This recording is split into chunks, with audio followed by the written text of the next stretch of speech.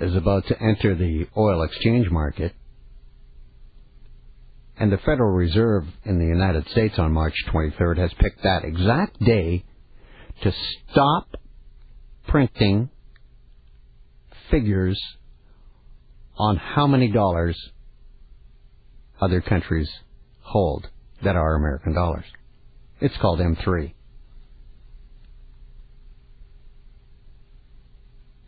The Fed says it will stop printing stats on how many dollars are in existence overseas.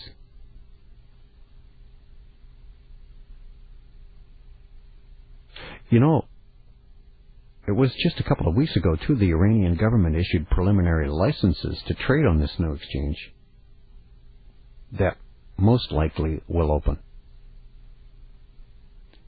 And as I've said earlier, it's not well known, but Saddam Hussein decided to switch from selling Iraqis oil in euros or in dollars to euros too in November of 2000.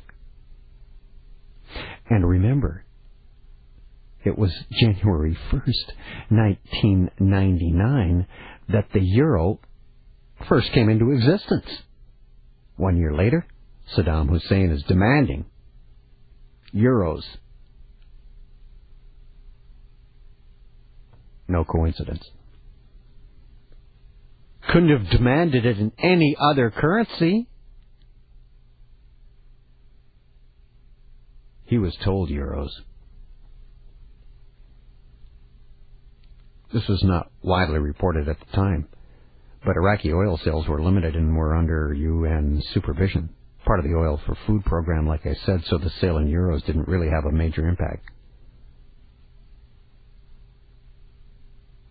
But one of the biggest stories that the Illuminati-controlled press should have reported in 2005, but didn't, was Iran's oil exchange. They let everyone know in 2004 they were going to do it. I haven't heard one single story on it, and I watch a lot of financial shows.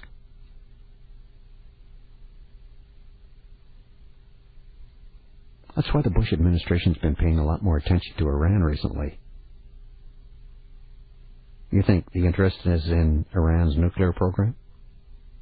There's much more to this story.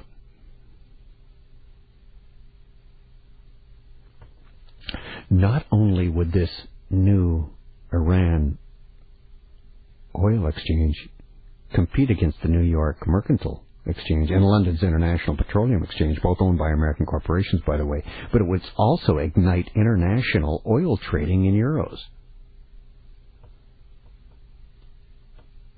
Russia, Venezuela, some members of OPEC would love to move toward a petro-euro system. And China, the world's second largest holder of U.S. currency reserves, would want to do the same.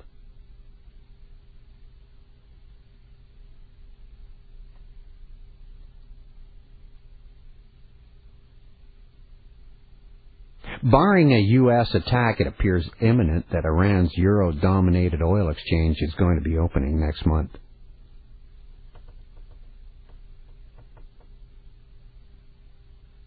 Logically, I would say the most appropriate U.S. strategy would be to compromise with the EU and OPEC towards a dual currency system, for international oil trades. But why aren't the financial shows talking about this story? A cover-up?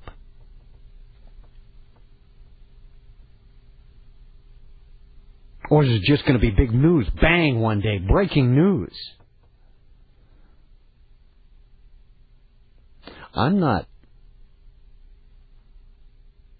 educated enough as an economist to be able to predict the impact on the removal of the American dollar as the sole currency for the purchase of oil, but there are plenty of experts who predict some pretty scary things.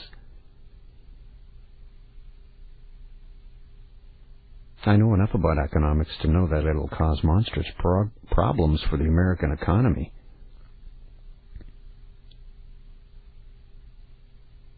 What's interesting is that the people who do know about this will tell you that Iran's exchange really constitutes no threat, and not even a financially viable idea.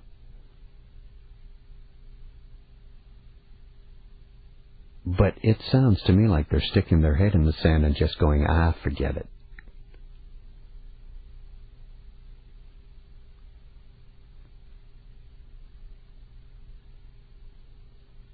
Iraq is going ahead with its plans to stop U.S. dollars in their tracks in the oil business.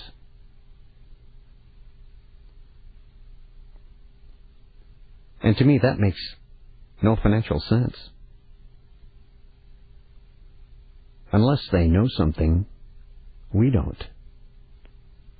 That everyone will flock to the euro and dump the U.S. dollar. Therefore, given Ben Bernanke, the brand new Fed chairman, a choice. Hyperinflation or devalue it.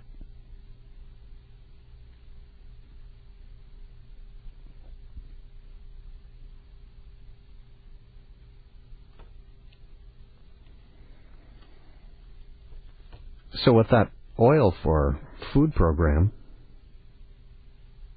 Saddam Hussein did okay. He profited on the conversion, especially because the euro rose about 17% in value.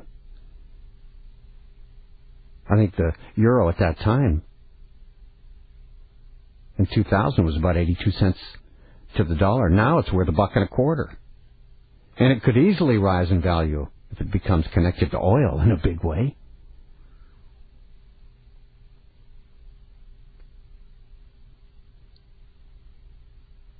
And I say it does seem ominous that the Federal Reserve in the United States, wants to stop printing the stats of how many dollars are being held overseas precisely when those amounts may go down drastically. March 23rd. And so far this story has been restricted to a couple of websites only, and a couple of conspiratorial locations, but definitely needs to be brought out into the public eye.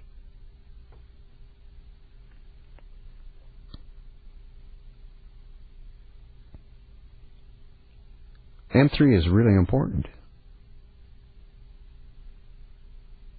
Money overseas.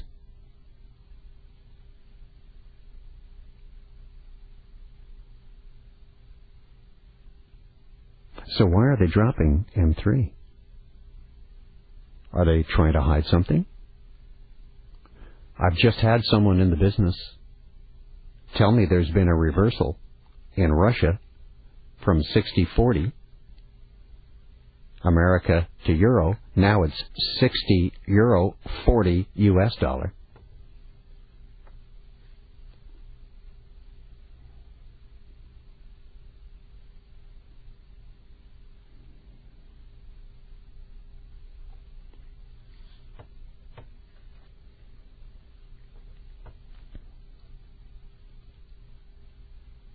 History has shown that only failing economies, like the Soviet Union, they kept data secret financially. An interesting premise and a theme you see woven in amongst a number of writers is that they have something to hide. The claim is that the Federal Reserve should be transparent, and by not publishing the number of the American bucks overseas, they now lack transparency.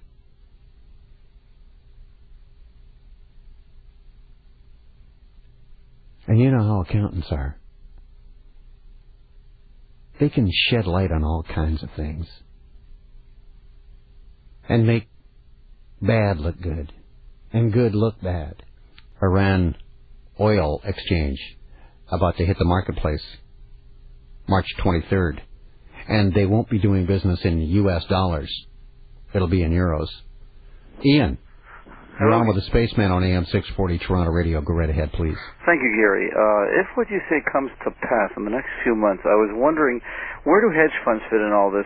We've been reading, we the people throughout North America have been reading more and more lately about hedge funds, and they play an increasingly important and scary role in the ever-fluctuating markets, global markets.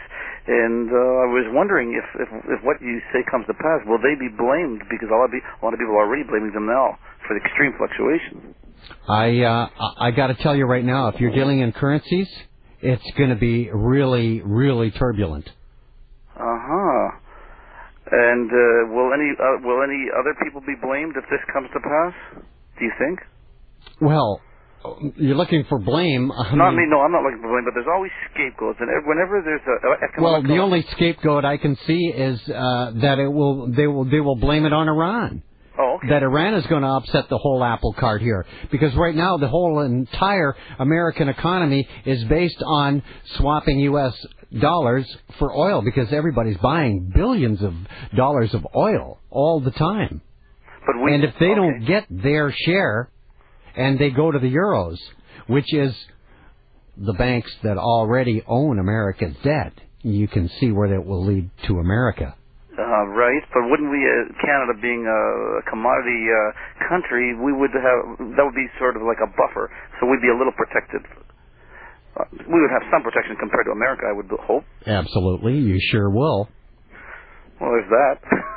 Yeah, but I mean, still, when you have a nation of 300 million going down with all kinds of human suffering, who knows what can happen north of this border? That's true, because I think 86% of our trade is with America. We're too attached to this country. Very.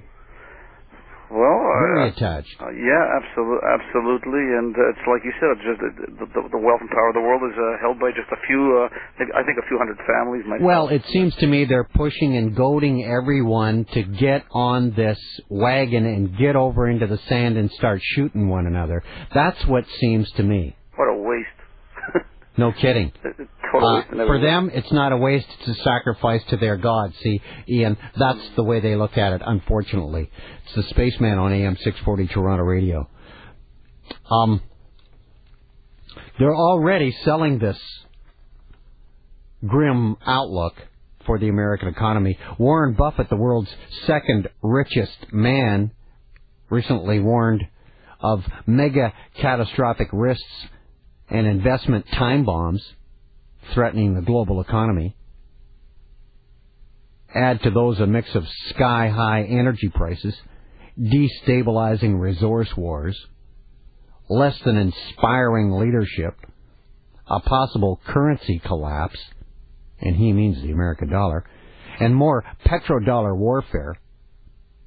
And that paints a pretty grim-looking picture. March is the month. March Madness.